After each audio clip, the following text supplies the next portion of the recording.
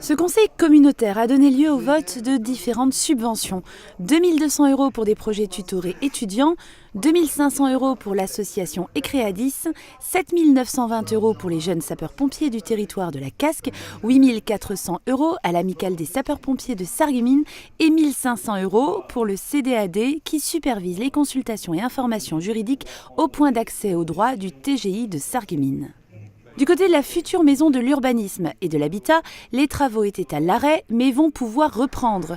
Né de la loi Allure en 2015, le service mutualisé d'instruction des autorisations d'urbanisme pourra finalement bénéficier de locaux plus adaptés à l'accueil du public et qui seront dimensionnés pour anticiper de nouvelles compétences de l'agglo et donc de nouveaux services. Les travaux avaient débuté par la démolition et la reconstruction d'un bâtiment sur la parcelle du 93 rue Foch, acheté en 2015. Mais le projet n'avait pu être achevé face au refus des occupants de déménager du 91 rue Foch. La maison étant désormais inoccupée, la Casque va pouvoir l'acheter à son propriétaire, Sarreguemines Confluence Habitat. La transaction s'élèvera à 80 000 €, soit la valeur estimée par France Domaine. Concernant le développement économique, c'était l'heure du bilan de l'année 2017 pour la SEML Sarreguemines Confluence. Créée en 2007 pour assurer le portage d'opérations immobilières à vocation économique, c'est une société d'économie mixte locale dont la Casque est actionnaire. Les 4 opérations historiques, 3 pour l'entreprise Continental et 1 pour la société ZF à Grossbliederstroff, se poursuivent. L'exercice 2017 s'inscrit dans la continuité des derniers exercices qui étaient marqués par des bilans positifs significatifs. En 2017, le résultat avant impôt sur les sociétés est de 161 541 €, soit un résultat similaire à celui de 2016. Continental songe à s'étendre. Ce sera sur un terrain d'un peu plus de 11 000 m² que la Casque va lui céder. Il s'agit d'une surface boisée, identifiée comme ayant une vocation économique dans les documents d'urbanisme. Elle est contigue à Continental et située sur le site de l'ancienne entreprise Pierron, rachetée en 2012 par la Casque. Vendue à 10 € hors taxe le mètre carré, comme pour toutes les parcelles situées en zone d'activité communautaire, ce terrain a vocation à accueillir de possibles extensions du magasin pour les matières premières de Continental et un parking pour les salariés affectés aux missions d'inspection. Le montant total de la transaction sera de près de 112 000 € hors taxe. Un point a suscité des prises de parole houleuses. C'est le plan de prévention des risques technologiques concernant l'entreprise Ineos classée Seveso à haut risque.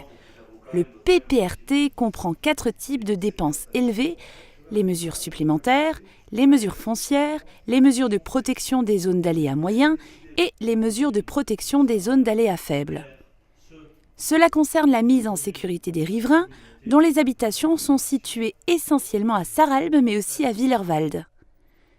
Les coûts du PPRT sont du ressort de l'entreprise Ineos, de l'État et des collectivités. Avant la fusion de la Casque avec la CCAL, les montants avaient été répartis entre la région, le département, la Casque, la CCAL et la ville de Sarralbe. Mais aujourd'hui, le maire de Sarralbe ne l'entend plus de cette oreille. 1 084 707 € sont dans la balance. Une partie serait prise en charge par le département et par la région. Pour la Casque, le surcoût à supporter serait de quasiment 700 000 €. Nous sommes confrontés à une loi, que Sarralbe ne fait pas les lois, que Sarralbe ne maîtrise pas le calendrier des PPRT, que Sarralbe n'a pas demandé un report de 4 mois et que Sarralbe a perdu sa compétence économique fin 2016. Bon, vous n'êtes plus compétent en matière de développement économique, c'est exact, mais vous continuez à l'euro près, je le précise, de percevoir votre CET que vous aviez avant. Si j'étais maire de la commune la plus riche de notre communauté d'agglomération, j'aurais une forme de honte à prétendre vouloir faire payer par l'ensemble des contribuables ce qui en réalité revient à Sarralbe.